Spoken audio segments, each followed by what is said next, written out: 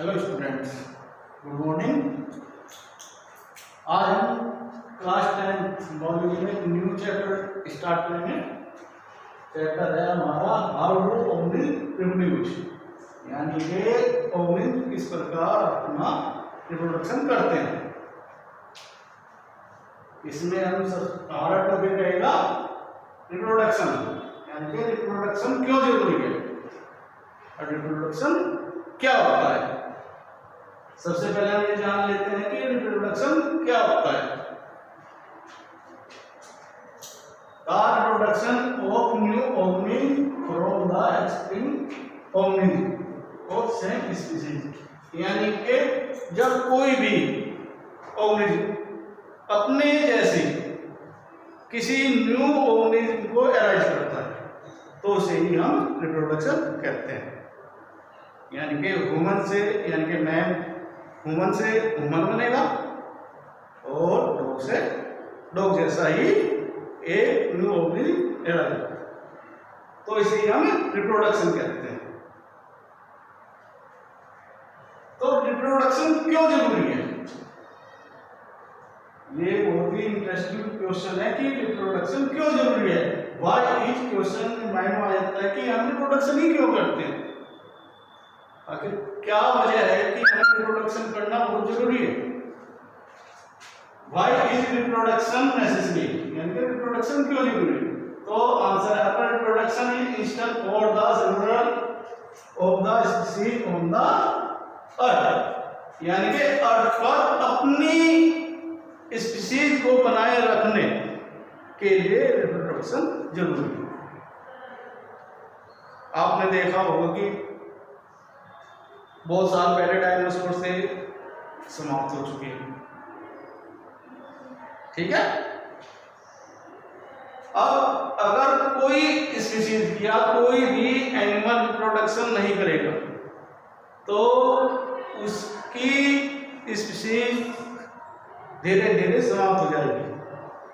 At last उसकी species इस अर्थ से पूरी तरह समाप्त हो जाएगी। तो आपको क्लियर हो गया होगा कि रिप्रोडक्शन क्यों जरूरी है। क्योंकि अर्थ पर अगर हमें जिंदा रहना है और हमारी जाति को चलाना है तो हमें अपने जैसे ऑर्गेनिज्म एराइज करने पड़ेंगे। तो ये हो गया आपका रिप्रोडक्शन। टाइप ऑफ रिप्रोडक्शन, कितने टाइप का रिप्रोडक्शन होता है। 2 टाइप का रिप्रोडक्शन होता है, सेक्सुअल रिप्रोडक्शन और सेक्सुअल रिप्रोडक्शन।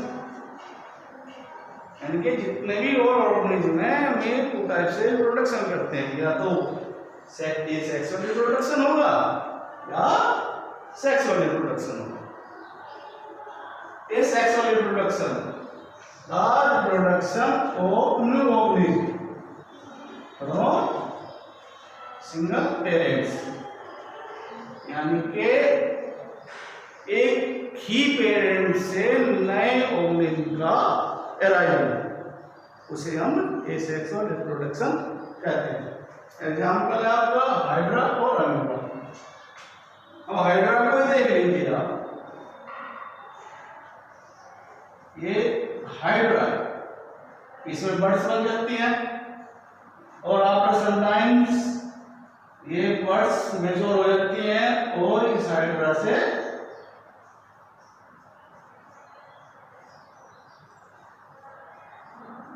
एक नया हाइड्रा सेपरेट हो जाता है। यानी कि इस हाइड्रा ने इस हाइड्रा को एराइज किया। तो एसेक्सुअल रिप्रोडक्शन में बिल्कुल सेम कार्बन कॉपी के ऑर्गेनिज्म एराइज होते हैं। फॉर एग्जाम्पल अमीबा, अमीबा बनाए। अमीबा में जब ये सेक्सुअल रिप्रोडक्शन होता है तो इसके जो अंदर ये न्यूक्लियस है ये डिवाइड हो जाता है 2 पार्ट में, और फिर इसका साइटोप्लाज्म भी 2 पार्ट में डिवाइड हो जाता है और फिर इससे 2 अमीबॉइड डॉटर ड्यूबॉय बनकर तैयार हो जाती है। यानी कि सेम आकृति के सेम गुणों के ओवलिन को एराइज करना, इसे हम एसेक्सुअल रिप्रोडक्शन कहते हैं। अगर हम शुगर कैन बोलिए या अगर ईख बोलते हैं तो ईख का ही तो प्लांट निकलता है, दूसरे प्लांट थोड़े निकलता है। तो सेम जैसा हमने बोया था ऐसा ही प्लांट हमें एराइज हुआ, तो ये सब एसेक्सुअल रिप्रोडक्शन होता है। सेकंड आपका है sexual reproduction, the reproduction of new ओवलिन, यानी कि नए ओवलिन का बनना फ्रॉम टू पेरेंट्स, यानी कि टू पेरेंट्स से न्यू ओवलिन का बनना। टू पेरेंट्स में क्या होता है कि मेल और फीमेल दोनों सम्मिलित होते हैं by making use of their sex cell. अब सेक्स सेल क्या होती है? सेक्स सेल होती है कि मेल और फीमेल बॉडी के अंदर यानी कि एक अपोजिट सेल तैयार होती है, जैसे कि फर्टिलाइजेशन होता है, उसे ही हम सेक्स सेल बोलते हैं।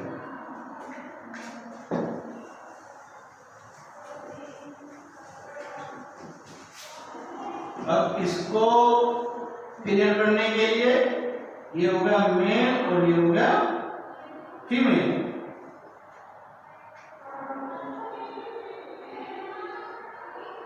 इसने यो सेक्स सेल और इसकी ये सेक्स सेल।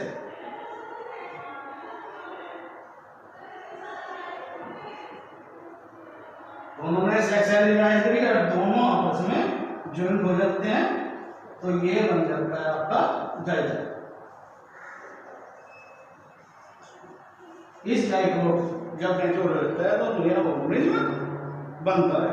तो इस प्रकार सेक्सुअल रिप्रोडक्शन में मेल और फीमेल के सेक्स सेल यानी के दोनों मिलते हैं और दोनों मिलने के बाद जाइगोट बनता है। जाइगोट से फिर न्यू ऑर्गेनिज्म एराइज हो जाता है। अब आपको क्लियर हो गया होगा कि सेक्सुअल रिप्रोडक्शन किसे बोलते हैं, यानी कि टू पेरेंट से नए ऑर्गेनिज्म का एराइज होना, उसे बोलते हैं हम asexual reproduction. That is clear.